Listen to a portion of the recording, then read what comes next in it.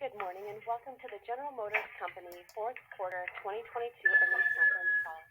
During the opening remarks, all participants will be on a listen-only mode. After the opening remarks, we will conduct a question and answer session. We are asking analysts to limit their questions to one and a brief follow-up. To ask a question, press star then one on your telephone keypad. To withdraw your question, press star then two.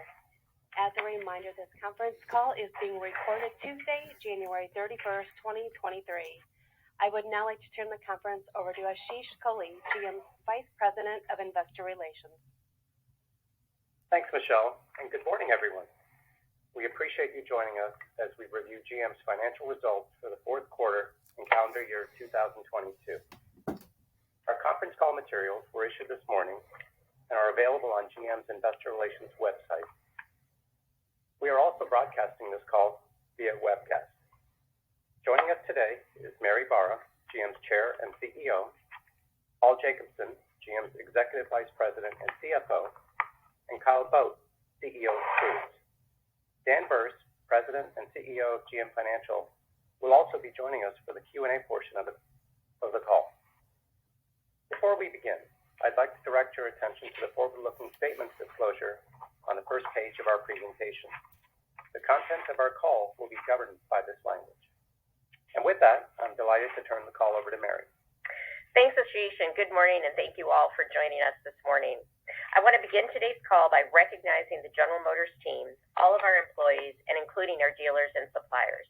It takes experience, skill, and teamwork to adjust to external factors like higher interest rates, commodity price increases, and supply chain disruptions, and deliver our commitments year in and year out.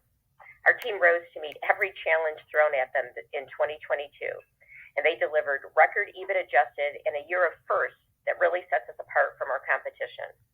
For example, GM led the U.S. industry in total sales and delivered the largest year-over-year increase in market share of any OEM alongside record ATPs. This reflects the strength of our product portfolio, including our clear leadership in full-size pickups and full-size SUVs, great quality, and improved availability. Chevrolet and GMC delivered more than 1.1 million full-size pickups, full-size SUVs, and mid-size pickups in the U.S., which is about 350,000 units more than our closest competitor. Our commercial fleet business is another area where we gain considerable, profitable market share. The team has earned the business of more than 300 major commercial accounts over the last several years, which led to our best year for commercial deliveries since 2006. The inflection point was driven by our investment in mid-size and full-size pickups, including our capacity expansions to build more crew cabs and heavy-duty pickups. Our growing portfolio of EVs will enhance our strong sales and share performance across the board because we're targeting the most popular segments at multiple price points. This year, we will have 9 EVs in the market in North America, including the Chevrolet Bolt EV and EUV, which saw record sales. In fact, they were the best-selling mainstream EVs in the second half of the year, and we plan to build more than 70,000 this year for North America and other markets. Quality is another area where our team deserves recognition. In the latest J.D. Power U.S. initial quality study, GM improved while the industry went backwards. Not only did we get better, GM and the Buick brand led the industry. Chevrolet had 6 top-ranked vehicles, and the Corvette was the highest-ranked nameplate in the industry. This commitment to satisfying customers and delivering industry-leading quality helped our eligible U.S. hourly employees earn record profit sharing totaling $500 million, which brings the 3-year total to $1.2 billion. Looking ahead, we expect that 2023 will be another strong year for GM. We expect to deliver EBIT adjusted in the range of $10.5 billion to $12.5 billion, which reflects operating performance similar to 2022 when you include the normalization of GM Financial's results and pension accounting. Our guidance includes a total of $2 billion in cost savings in the automotive business over the next 2 years. The areas we're focusing on include continuing to reduce complexity in all of our products and reducing corporate overhead expenses across the board. I do want to be clear, though, we're not planning layoffs. We are limiting our hiring to only the most strategically important roles, and we'll use attrition to help manage overall headcount. On the revenue side of the equation, we expect the new products and key segments will continue to support profitable growth. This includes the Chevrolet Corvette E-Ray, our first electric supercar and the quickest production Corvette in history, our new mid-size Chevrolet Colorado and GMC pickups, our new Chevrolet Silverado and GMC Sierra heavy-duty pickups, and the all-new Chevrolet Trax, which is the best entry-level Chevrolet we ever built. We're especially excited about the Trax, and so are our dealers in North America, Korea, and other international markets.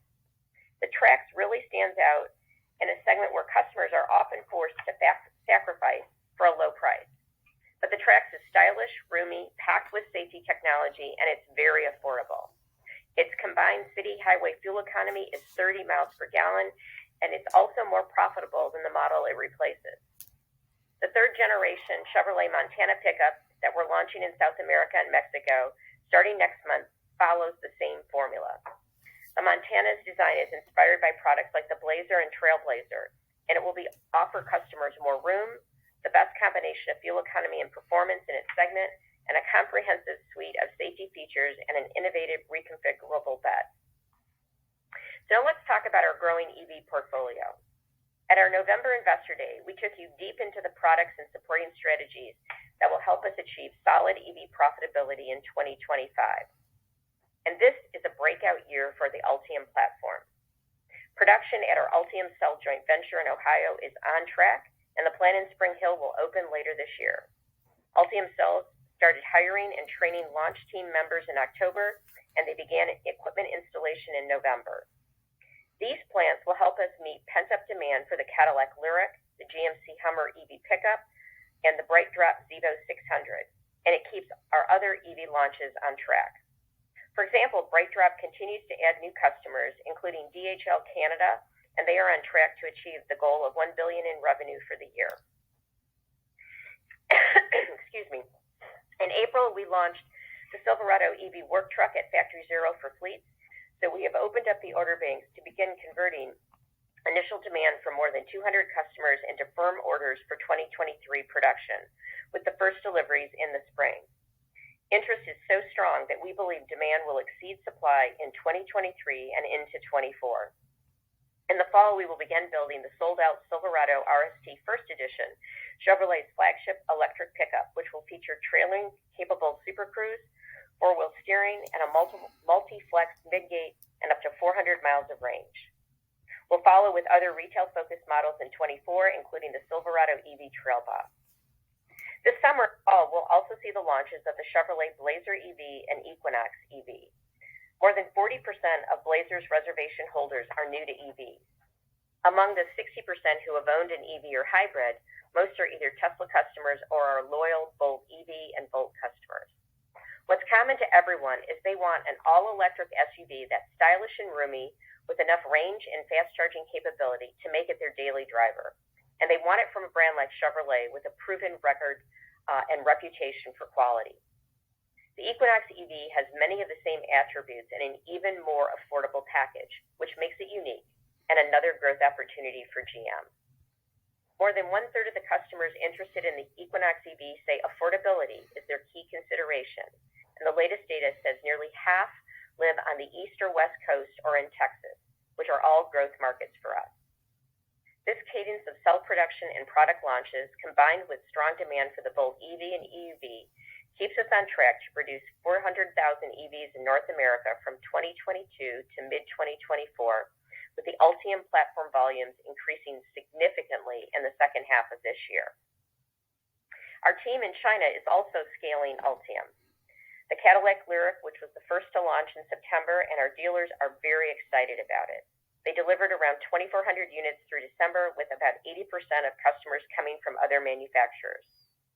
Excitement is also building at Buick, which is now building pre-production units of the Buick Electra 5, an SUV inspired by the Electra X concept. It will be the first in an all-new portfolio of Buick EVs. All of these launches and initiatives will help us deliver near-term commitments we made at Investor Day, and we continue to make bold moves to drive profitable, long-term growth.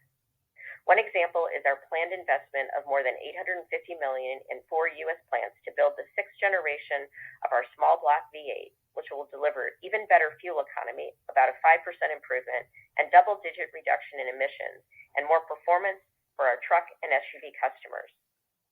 We're also building an EV supply chain that is long-term competitive advantage for GM and a major source of new jobs, especially in North America.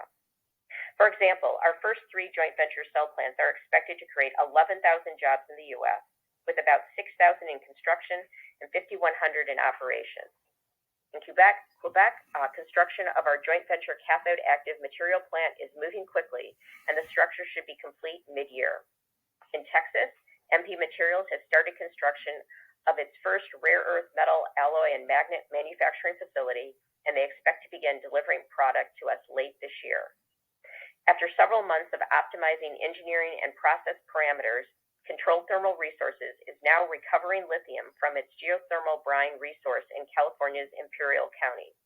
This is an important step in completing the engineering design to recover lithium from geothermal brine at scale. In Australia, Queensland Pacific Metals has secured all major approvals to begin construction of a new facility that will be an environmentally sustainable center for processing nickel and cobalt. In December, Ultium Cells signed a supply agreement with POSCO Chemical to source artificial graphite from Korea. And today we announced the largest ever investment by an automaker in battery raw materials. Specifically, we are making an equity investment of up to $650 million in Lithium Americas to help them develop the largest known lithium resource in the U.S. and the 3rd largest globally. Lithium Americas estimates that the potential output from this project could support annual production of up to 1 million EVs and create 1,000 new jobs in construction and another 500 in operations.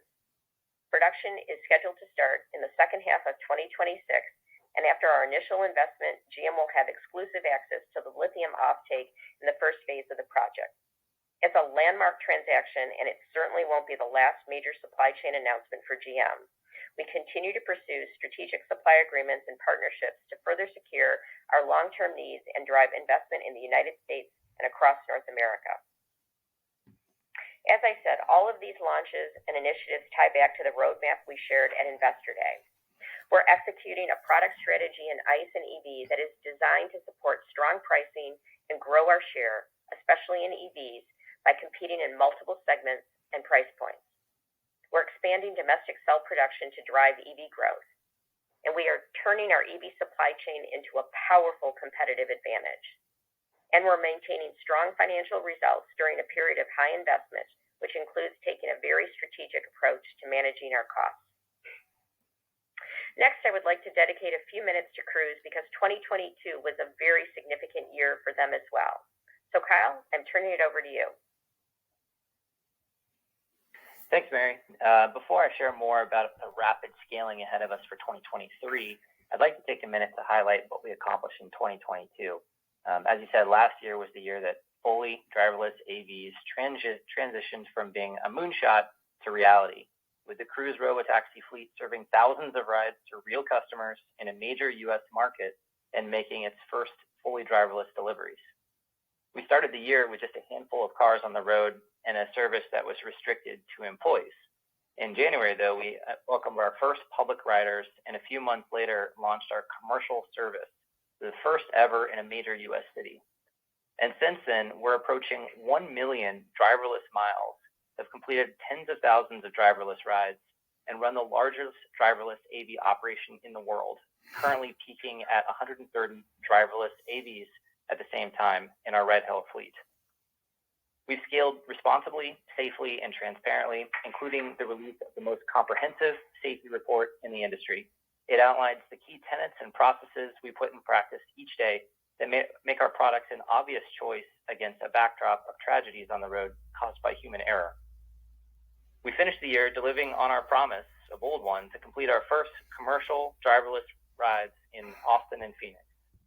In Austin, we went from zero footprint to revenue-generating rides in just a few months, and this proves that our technology scales quickly to new regions with minimal modification to our investment.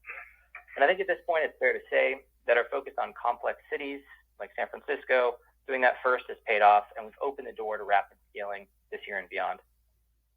Looking ahead, this is the year when we really hone in on our key enablers for growth and profitability. Those are amazing experience, low cost, available everywhere. We're going to expand our service in both existing and new markets, and we'll have more to come on this soon.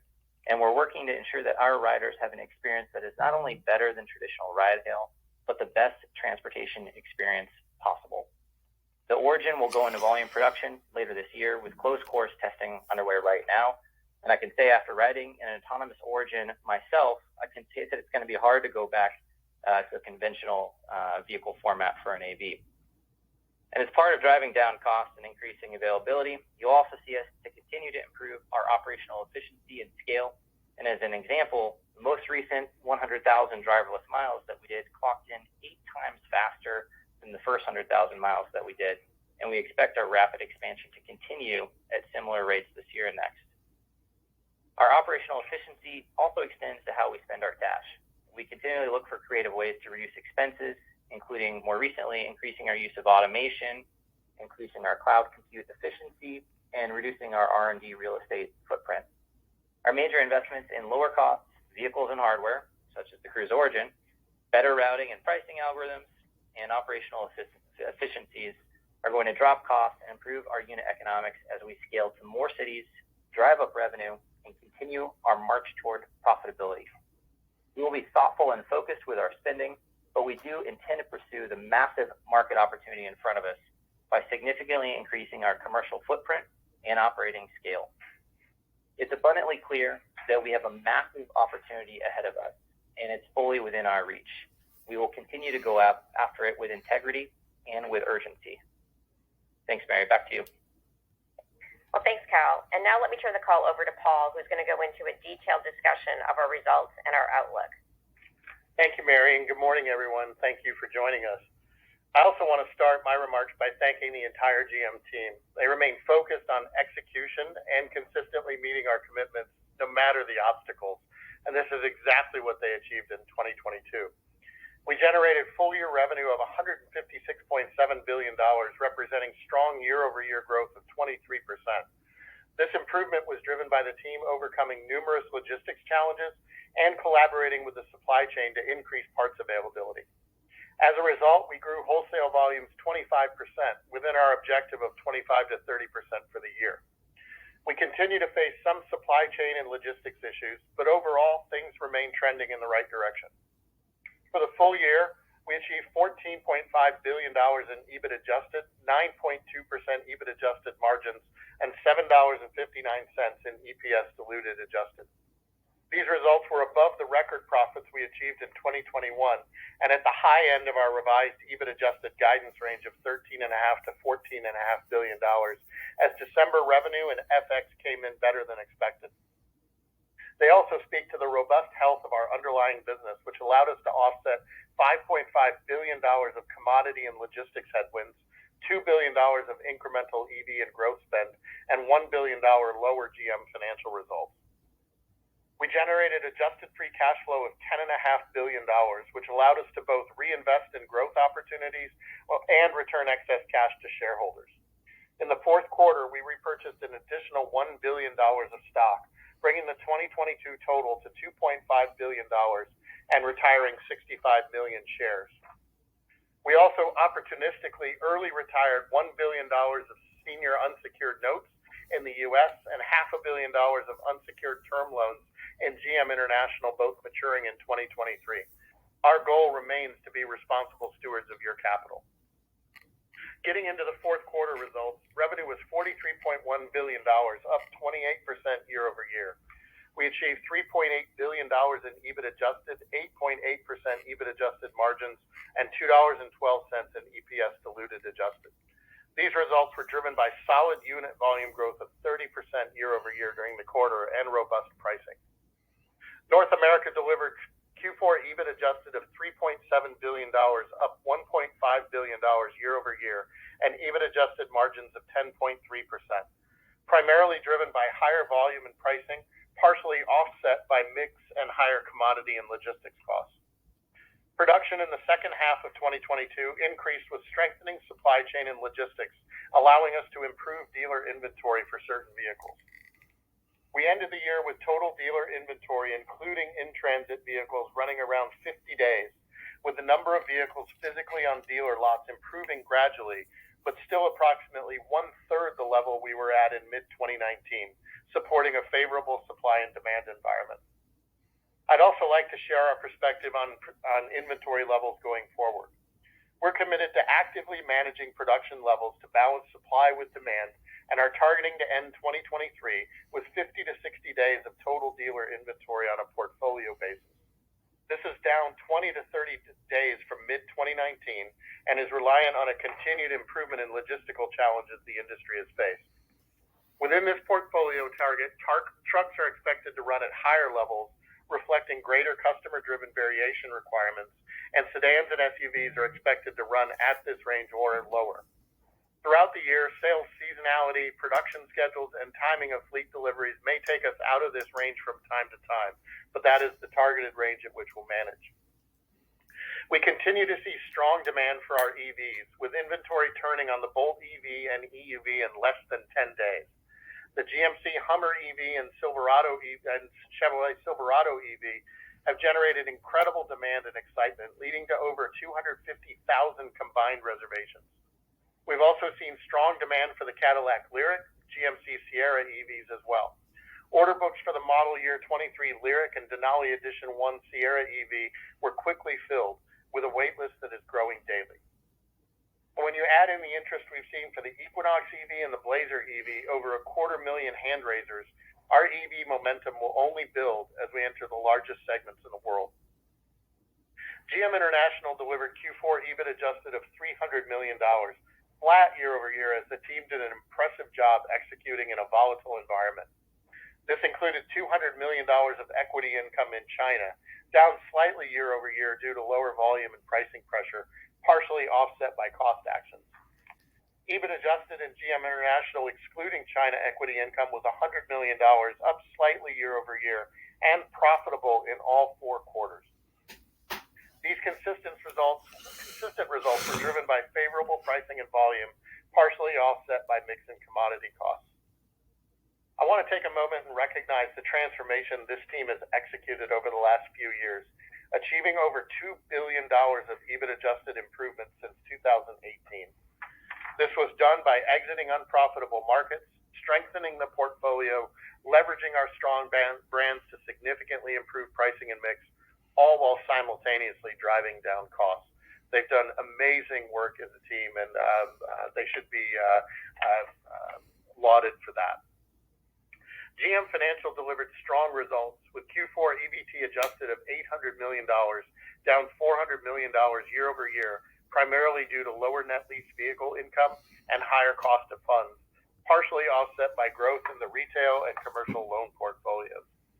Used vehicle prices have declined, but continue to run above the contract residual value, with a Q4 off-lease return rate below 10%.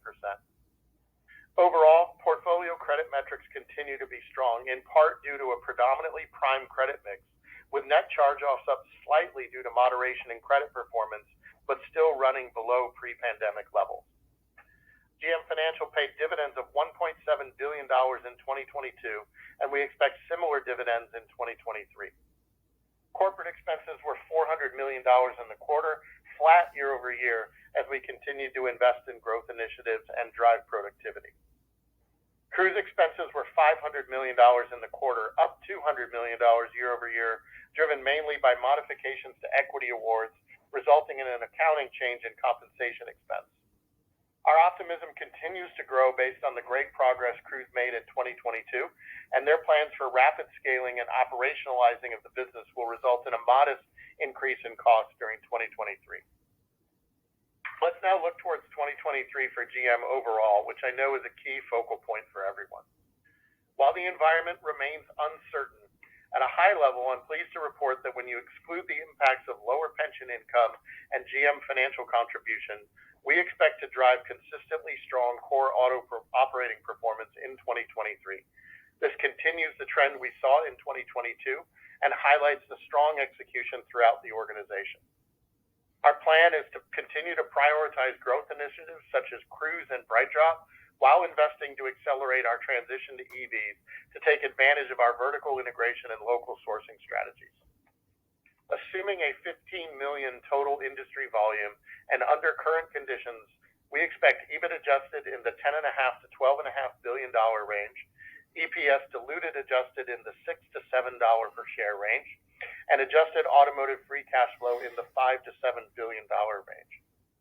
At GM Financial, the strong credit performance and historically high used vehicle prices resulted in extraordinary results over the last 2 years.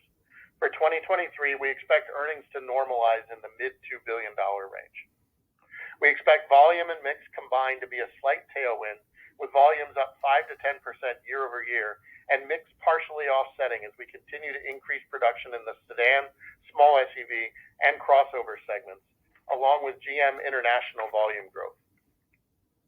Regarding North America pricing, while we anticipate incentives will increase from the record low levels we saw in 2022, we expect this headwind to be partially offset by realizing the full year benefit of MSRP increases on many model year 23 vehicles, particularly full-size SUVs and trucks, as well as pricing we expect to achieve on our new launches in 23.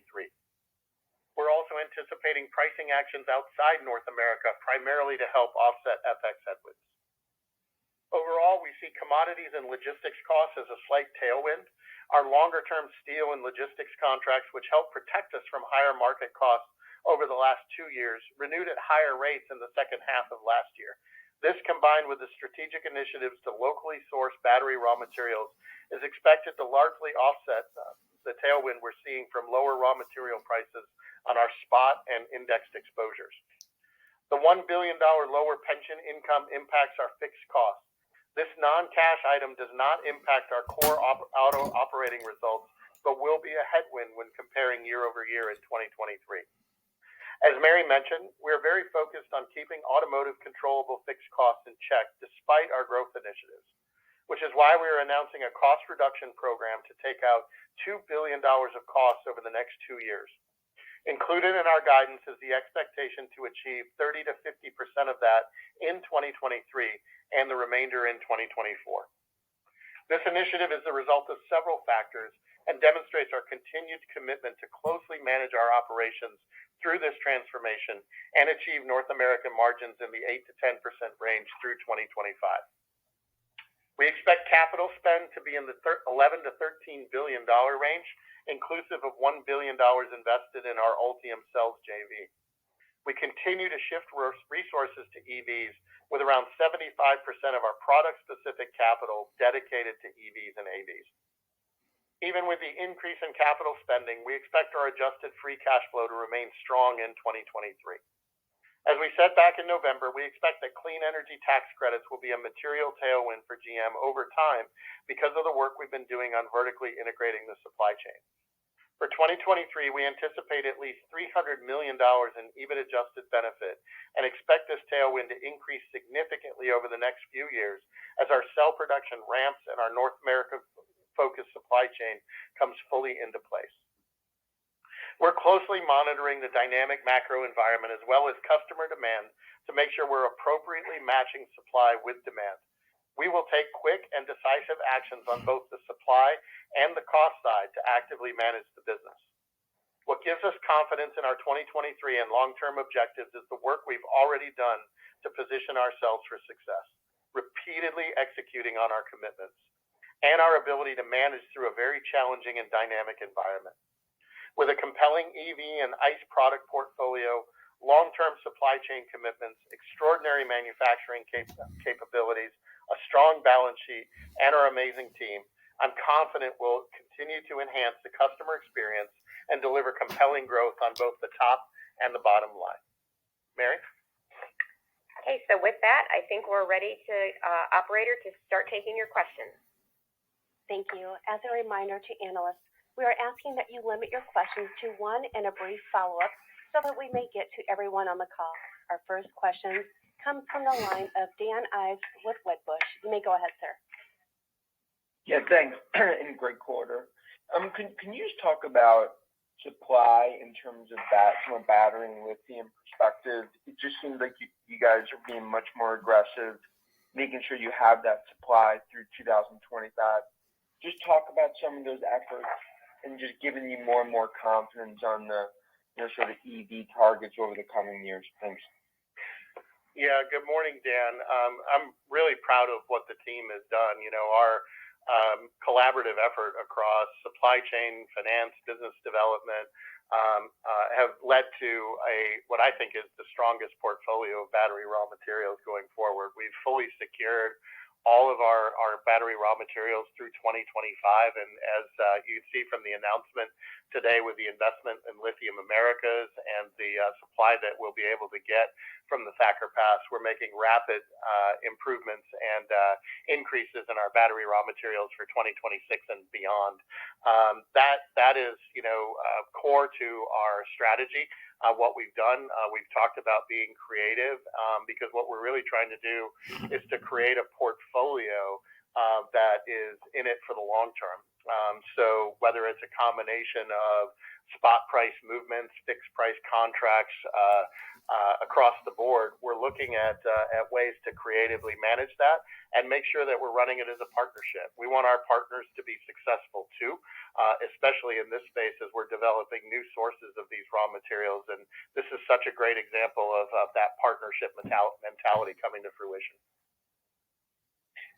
Thanks. And then just a quick follow-up. Obviously price cuts that we've seen Tesla for, but it doesn't seem like GM's going down that path. Can you just hit on that concept? That's a big focus of investors. Sure. When we look at our strong product portfolio and the interest that we have at the prices that we've already announced, we feel that we're